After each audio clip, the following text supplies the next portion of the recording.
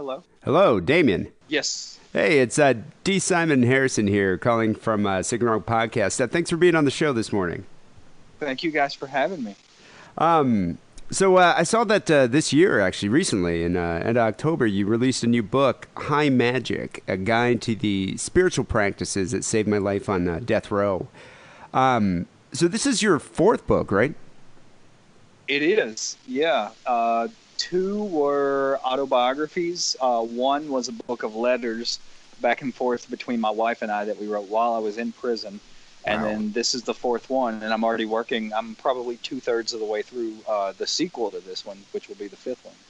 Is it more of a memoir, or is it more of like a guide to like spiritual, like magic practices? This is definitely a guide, although there are some, autobiographical elements woven in it, just because I wanted to give people, like examples of how certain things work or how they had worked for me in my life. The book, it's what I wanted to do. My absolute passion in life has always been ceremonial magic ever since I was a child. And what I wanted to do with this book was show people what it is. We've got these huge misconceptions in the West that come mostly from like really bad horror movies, or Harry Potter. Yeah. Harry Potter, or the old Catholic church burn them at the stake tradition. Most of what people know about ceremonial magic is not even close to accurate. So I wanted to write this book to show people that essentially what magic is the Western path to enlightenment. It accomplishes some of the exact same things that Eastern traditions like Buddhism, Hinduism, Taoism, it accomplishes some of the exact same changes in consciousness that those traditions do, only it does it using Western iconography and imagery. Did you become a practitioner of Aleister Crowley's specific brand of magic? Because I read that you started reading the principles of the Hermetic Order of the Golden Dawn while you were on death row. Exactly. The Golden Dawn is probably the biggest force for keeping magic alive in the Western world. They sort of really revived it in the late 1800s. And that was not Crowley's order, although he was part of it for a short period of time in the late 1890s, mid 1890s. His order technically is called the OTO. It's a German order, which he went and became the head of after the Golden Dawn disbanded around the year 1900. So there is some overlap there, but it's not entirely the same thing. The Golden Dawn is a sort of a tributary or a branch that goes all the way back to ancient Samaria. These were techniques that have been practiced there all through Egyptian times, all the way up until you had the wars going on between the Muslims and the Christians whenever the Knights Templar started to take part in that. The Knights Templar come in contact with this current of energy while they're escorting pilgrims through this Holy Land to keep them from getting robbed. That's how it makes its way to Europe. The Knights Templar bringing it back to Europe. The Golden Dawn picks it up. That's how it eventually makes its way into America. So this is a really, really old spiritual tradition, a lineage, just like in Tibetan Buddhism, that is passed down master to student, or through orders and lodges. Either way, it's a current of energy that extends back to that period of time. Again, it's the same thing in Tibetan Buddhism whenever they talk about giving that someone's receiving transmission. For one example, when I was on death row, I received what they call POA transmission, which is, for all intents and purposes, to help you get ready to die.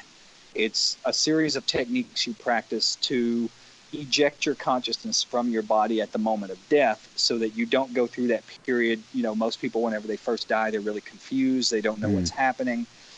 Doing this prevents that from happening. Like, you stay conscious. It's passed from, I received it from a Tibetan teacher who had also received it on down the line, passed as a current of energy. Ceremonial magic works the same way. Are you like astrally projecting yourself at that point, or moving yourself out of the physical realm, I guess? It overlaps because we have, most people are familiar with at least the concept of the astral body, also called the etheric body, but there are also other planes of existence We have a physical body, we have an astral body, we have a mental body, we have an emotional body, a spiritual body. Think of it as almost, we're built almost like Russian dolls. Those little Russian dolls, the smaller one. That's sort of how our energy anatomy is constructed. So whenever you're talking about astral projection, what you're talking about is putting your consciousness into the astral body. When you're doing these techniques, you're going a little above that into slightly more subtle realms of reality, so that it's the same principle, but not the same body. You're not on the astral level of reality. You're on the spiritual level of reality. On a different plane. Exactly. At this point, when you were in prison, weren't you confined to a cell for 23 hours a day, just solitary confinement? Well, by that point, I was actually in there for 24 hours a day. They say that they'll tell the public that you're allowed out for an hour a day. What they mean by out is they take you from the cell where you sleep and put you in another cell. And that's what they call your yard time. By that point, you are no longer in contact with other people. I wasn't seeing, I didn't even see sunlight for almost 10 years. Wow. You are completely and absolutely alone. The only time that I ever saw anyone was when guards would come into my cell to do something, or I was allowed to have a visitor once a week for 3 hours. That was allowed to come to your cell? No, they would take me out of my cell and down to a visitation area and put me in another cell with whoever had come to see me. Wow. Yeah. And so how long were you in this type of confinement? All total, 18 years and 76 days. The first 10 years, I was in a maximum security unit prison. The last 8 years, I was in a super maximum security unit prison. So I'm curious, why would they transfer? I'm assuming you're a non-violent prisoner at this point. Why would they transfer you to Supermax? Because I read that like prior to the transfer, like you were able to have contact even with your other two friends who are also incarcerated, Jason Baldwin and Jesse. But then they isolated everybody or isolated all of you. Well, technically, the prison, what they call the correctional system now, is actually the prison industrial complex. This is a company that people are making tremendous amounts of money off of. Yeah, Jeff Sessions. They built this whole huge building as a super maximum security unit prison and didn't have enough people to fill it.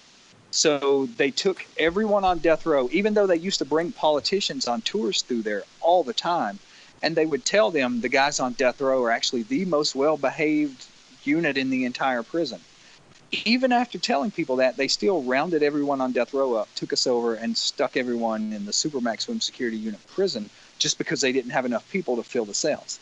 Once they put us in there, then they could start bringing in more people who were lower level offenders, who were being arrested for like smoking weed or whatever, and stick those guys in the maximum security unit cells. What it all came down to is they were just trying to fill those cells as quickly as possible to bring in more money. Yeah, with bodies. So yes. I read that you had a quote here of yours is that you said in the movies it's always the other prisoners you have to watch out for, but in real life it's the guards and the administration. I mean, did you find this, like, when did you come to realize this? Like, I imagine you must have had some type of relationship with the guards after 18 years. I realized it almost immediately. As soon as I got there, they took me to a part of the prison that they call the hole. Sometimes during the summer, it can get up to 140 degrees back there. It's full of rats. It's filthy. They took me back there, and for the next 18 days, they beat the living hell out of me. And it wasn't even anything personal. It was just like, welcome to the neighborhood. They had beat me so bad at one point that I even started to piss blood. Jesus. The only thing that saved my life was sometimes the sewage would back up. You'd find yourself standing in like ankle-deep sewage for 2 or 3 days at a time. Well, the guards aren't going to clean that up. What they would do is bring other inmates in from the rest of the prison and make them clean the sewage up. It was those inmates that saw what was being done to me. And they went to a deacon from the Catholic Church who used to come in and bring communion to death row inmates. They told him what they had seen, what was being done to me. He goes to the warden and says, I know you're killing this guy, and if it doesn't stop, I'm going to start telling people. That's the only thing they care about. The fact that someone outside those walls They might hear leak. about something going on. Exactly. That was the only thing that saved my life. So, I mean, I imagine you must have been, you and your friends must have been targets because you would have been labeled child killers, child murderers. So, was that worse amongst the prisoners or the guards, or is it just both? Well, for me, it was complete. You got to keep in mind, out row, which is completely different from the rest of the prison. On death row, everybody knows if you spend time squabbling and fighting amongst yourselves, they're going to kill every one of us one by one. You have a common enemy and you have a common cause, which is trying to stay alive. You also know that whatever they do to the next guy, if they get away with it, they're going to do it to you. So you don't have that sort of, as infighting on death row the way you do in the rest. The guards, they're just, we talk about things in Magick called a morphic field. A morphic field is basically comprised of all the different, for lack of a better term, auras of the people there. Well, think about a prison, for example. You are dealing with, you've got thousands of people in here who have committed the most horrendous murders, rapes, whatever you can imagine, all in one place. You've never heard a little kid say, when I grow up, I want to be a prison guard. So it's not a job that a lot of people strive for. Yeah. It usually ends up drawing like lower levels of consciousness, people who operate on lower levels of consciousness, which aren't going to be very different from, the people there who have committed some of the worst crimes. I used to tell people the only difference in prison guards and inmates is the guards have the keys. Wow. Yeah, I mean that's true. So, did you actually have an execution date? Like, do they have capital punishment in Arkansas? Yeah, they executed somewhere between 20, 25, and 30 people while I was there. I actually even lost count over time. Right after I got there, they executed 3 people at one time within just a couple weeks of my arrival. Lethal injection? Yeah. My first execution date was May 5th of 1996. Oh wow, it's like only like 3 or 2 years after you were first put there. Arrested, yeah. Or wait a minute, you know what? I take that back. I get it confused. 94, May 6th of 94. A lot of this stuff, it's hard for me to remember. It's because this sounds crazy to people out here, but people think like this prison experience was the defining characteristic, that it's part of what makes me me. And I try to explain to people that for me, it's almost inconsequential. It's, actually almost irrelevant. For me, my entire life has been ceremonial magic. In magic, we have a concept called will. It's similar to dharma in Buddhism. It means what you're here for. Like I said a while ago, we're not just here to become one with divinity, or we would have never been born. We're here for a purpose. That purpose is our will.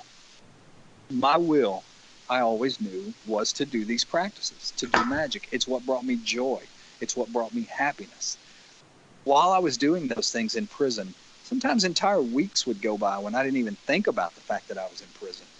It got to the point where I read a story one time about Timothy Leary, the guy who did all the LSD Dr. experiments. Timothy Leary. Yes, he was in prison at one point, and Ram Dass goes to visit him and says, we've come up with a plan to break you out of here. And Timothy Leary says, you can't do that. I've got too much work to do. That was the way I started to feel when I was in prison. Like I wasn't even thinking. Prison, it just happened to be the place I was while I was doing what I was meant to do. So, I didn't dwell on it. I didn't think about it, to be honest, as crazy as that sounds to most people out here. Well, I imagine that's a bit of a coping mechanism at that point. Oh, yeah. I think most people don't ever master it in there, though, and I saw that firsthand, too. I think, a lot of people, as soon as they come in there, they start to stagnate. They stop growing, and part of that is because they don't have any life outside those walls. They concentrate and focus on the horrific shit. I'm sorry, the horrific things that are... You can swear. Don't worry about it. Okay. It's a podcast. They concentrate on 24 hours a day on the most horrific shit that's either happening to them or that they're witnessing or whatever it is. And that's where they live. That's their conscious state all the time. Well, They don't develop any sort of life for themselves, which is what I tried to do. I mean, that takes discipline. I mean, it's got to be tough. When the film Paradise Lost came out, I mean, that must have changed the tide of public opinion for you. Like, when did the celebrities start taking interest in your case? Once again, it's hard for me to say just because I was inside and all that was happening when I'm on the outside. But you didn't have anything to do with it. It just sort of, someone took interest in your case. Next thing you know, it became a cause. That's it. That's exactly what happened. People started, I've never even seen the documentaries, the Paradise Lost things. It's great. It's one of those things. I just, there was a guy one time that was almost executed. They carried him over to the death house, which is where they actually carry out the execution. And at the last minute, he got a stay of execution, and he comes back. And he said, at one point later, he told me, he said, while I was over there, he said, my entire life flashed before my eyes, but I didn't watch it because it was a rerun. And as morbid as that sounds, that's kind of like what all those documentaries are for me. It's like, do you want to relive that experience? Exactly. Yeah. But other people, I understand why they had such a huge impact on people out here, because they were really, really real. They were courtroom footage. So it kind of let people experience it as if they were there firsthand. People all over the world started seeing them, and the next thing I knew, they had put together websites. They were doing everything from holding benefit concerts to bake sales. I mean, Eddie Vedder, like Johnny Depp. Yep, Peter Jackson. Yeah, Peter Jackson. I mean, it's great. Natalie Maines. Tons of people started coming on board, doing everything they possibly could to help us. And which is amazing. I think part of the reason why it resonated so much is honestly, at least for me, it could have been me in that situation. I was listening to metal. I had a satanic Bible, when I was a sophomore in high school, and I grew up in Michigan. And so I think seeing something like that, I was like, that could have been us. That could have been me and my friends. Yeah, that's what Henry Rollins said too. People say, yep, exactly. Henry Rollins said that seems to be the overriding sentiment that brought most people to this case, that made them want to help, because they could see some element of themselves in what was happening. So you were released due to an Alford plea. Yes. How did that come about? Were they like, you know what, you're obviously innocent, but we can't let you go without charging you with something? Yeah. Well, the prosecutor in my case did an interview for one of the documentaries. And he said in this interview, his main cause of concern was that if this case was overturned, on average, people get paid something like $1 million for every year that they're wrongfully sent to death row.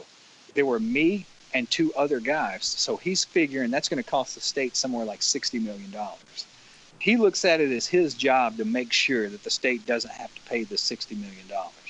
So that's where the Alford plea comes from. I had never heard of this thing, didn't know anything about it. What it comes down to is it is a way for the state not to be held accountable.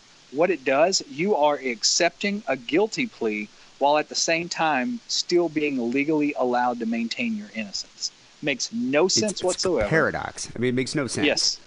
Yes. The only reason it exists is to keep them from being held accountable. Well, so to make sure you're not eligible for wrongful conviction compensation. Exactly. So we walked out of prison. We lost 20 years of our lives and walked out of prison with absolutely nothing. The day I walked out, I didn't have so much as a suit of clothes to change into. I had nowhere to go. I didn't have a penny of money in my pocket. And I was going through horrendous PTSD because not only have I been in prison for 20 years, I've been in solitary confinement for almost a decade. And suddenly, overnight, they just say, okay, get out, go about your life.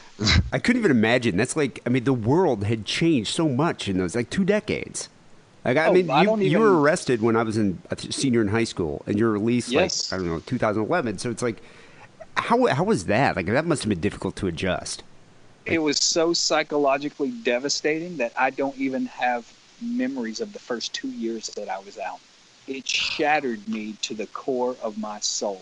If you add up everything I can remember for the first 2 years that I was out of prison, it may come up to a few hours of time. Man. I was broken. Well, when I was in prison, I was reading. I read constantly. I would read from 3 to 5 books a week. The day I walked out of prison, I could not even read a single page anymore. I would read the same thing Like I would start to try to read the page of a book, and I would read it over and over and over, and I could not retain what I had been reading when I got to the bottom of the page. I couldn't follow the plot lines of TV shows. I would introduce myself to the same person repeatedly because I could not even remember that I had met them.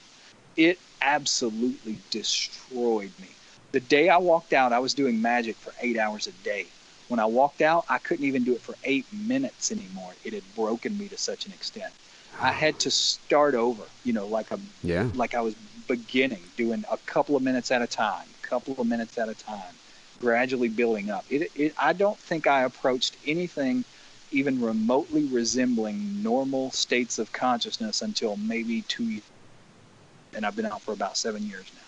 Oh, man. I mean, at this point, you must have zero faith in the justice system. Oh, absolutely none. The justice system isn't what rectified the situation. What fixed this situation were people out here. The people you were just talking about saying that could have been me. The people doing bake sales and making Facebook pages and websites and marching around the Capitol holding signs. Those were the people who forced this change to come about. If not for those, the state would have murdered me and swept this under the rug. Yeah. People think for some reason that judges and prosecutors and attorney generals, that they have these positions because they're somehow moral people. In actuality, they are politicians, just like senators, just like congressmen. Their number one priority is winning the next election, period. That's what they're concerned with. They will sentence innocent people to death. They don't care, as long as they don't have to admit they made a mistake and can do whatever they need to do to win that next election. And especially at this time, I imagine, in the 90s, early 90s, 3 boys were horribly murdered. They need to solve this case. So who else? It's like we can pin it on these guys. That's easy. Done. Move on to the next one. Yep. I mean, that was part of what got us out was we had, even years later, we had eyewitnesses coming forward.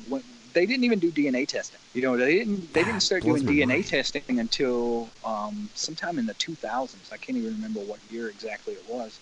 But then they find that not only did the DNA not match me or the other 2 guys that they had convicted, it matched one of the victim's family members. Not only that, but we had 3 eyewitnesses come forth and say we saw the man who the DNA matched with all 3 victims within an hour of the time they were murdered. The state still would not overturn this case. So they've never found out who murdered these boys then? To this day, they still refuse. The way that we found out who the DNA was the closest match to was from my wife digging through people's garbage to get cigarette butts to try to match the DNA. To this day, the prosecutors have still refused to put the results of the DNA test through CODIS, which is the system they put it through to find a match. So we know it didn't match me or the other 2 guys, but the prosecutor still has refused to put it through the system to see who it does match. I'm surprised there hasn't been a podcast, with like a husband and wife or something that comes out to try to solve this murder, like Serial, Oh, there's been a few of them. One that's going on right now. There was a guy named Bob Ruff who does the Truth and Justice podcast. Oh yeah, I'm familiar with that one. Yeah, he's the one working on it right now. He took it up, 9 months ago, something like that. I don't know. To be honest, I don't really pay attention to any of the stuff that goes on around the case anymore. It's kind of like, do you really want to relive that experience? So are you ever in contact with Jason and Jesse? Not really, no. Jesse went right back to Arkansas, still lives there somewhere with his dad. From what I've heard, he has severe Alzheimer's. Oh, man. So he takes care of his dad. Jason lives in Texas. We may text each other, 2 or 3 times a year. But no, people think that, we were together the whole time or that we knew each other the whole time, but we didn't even see each other for almost 20 years. Wow. What about the victims' families? When you're released, did they ever contact you and apologize or say anything? When one of the documentaries came out, we actually traveled around together, doing Q&As after it was over. 2 out of 3 of the families are completely on our side and have been doing everything they can to help because, they want to see the person who actually did it go to prison too. Yeah, I imagine get some closure. So, Damien, thanks for chatting with us. Real quick, so are you currently doing a tour where you're like doing a magic seminar? It just wrapped up. It just finished. The next one I'll be doing a weekend retreat in Joshua Tree, California in April. And people can, I'll post about it. Yeah, on social media, I just use my name, just at Damien Echols on either, Instagram, Twitter, Facebook. Instagram is the one I'm most active on just because it seems to be the platform that has the least negativity. All these crazy stuff. But if anybody's curious about, wants to find out about upcoming classes or whatever, they can just find me on there, and I'll usually post saying, when and where they're going to be. Harrison, we should check this out. We live only like an hour and a half away from Joshua Tree, but I would love to learn more about it. So, yeah, it's see you guys there. Yeah, when we find out about the date, we'll post it. We'll post it on our site and put it out there. Excellent. And people, you can go check out Damien's book, High Magick, which is pretty much available where books are sold, right? Yeah, Amazon. Yep. Okay, great. Well, thanks for chatting with us, man. Of course. Very thanks for having me. I'll let you go, and we'll be in touch. I'm sure. I'm definitely interested in checking out this seminar. Excellent. All right. Thank you guys so much. Thanks, Damien. Take it easy. All right, you too. Bye-bye.